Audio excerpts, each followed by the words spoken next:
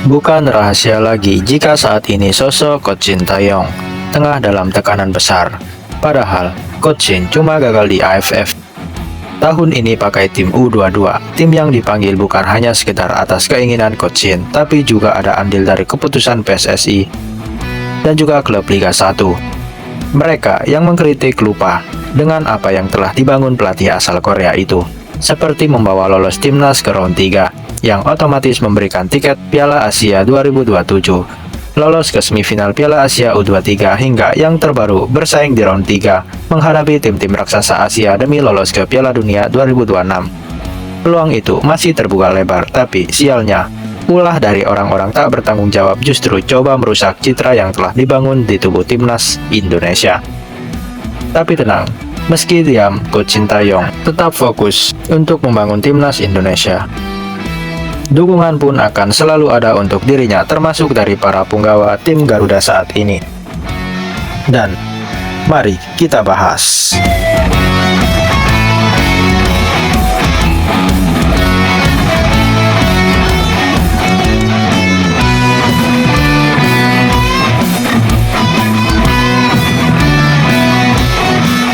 Mulai pandit, buzzer, hingga netizen saat ini banyak yang mengkritik sosok Shin Tae-yong usai kampanye buruknya di ajang AFF. Seperti kita tahu, Indonesia yang dihuni pemain U22 gagal lolos di fase grup AFF.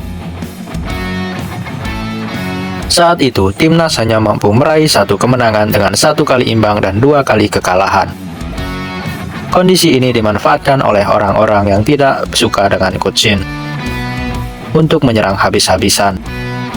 Memang, Coach Shin harus dievaluasi dan melakukan evaluasi untuk skuadnya. Tapi bukan berarti harus dipecat hanya karena turnamen AFF, di mana timnas juga memakai pemain muda sebagai catatan. Kalau ditanya, siapa suruh pakai pemain muda, itu kan sudah keputusan bersama dari PSSI.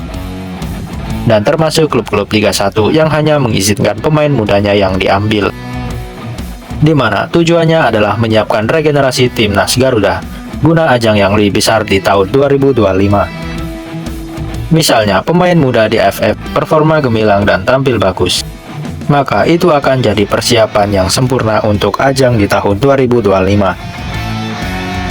Tapi kalau belum perform, kita kan bisa memetik pelajaran positif bahwa apa yang perlu dibenahi dan dievaluasi dari skuad muda kita.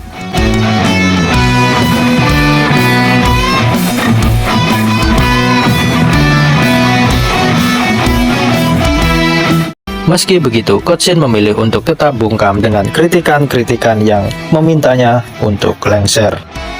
Pelatih yang telah menangani timnas sejak 2020 itu hanya punya satu cara untuk bisa membungkam mereka yang telah mengkritiknya. Kita pikir Coach Shin sudah tahu dan caranya adalah membawa timnas melangkah ke Piala Dunia.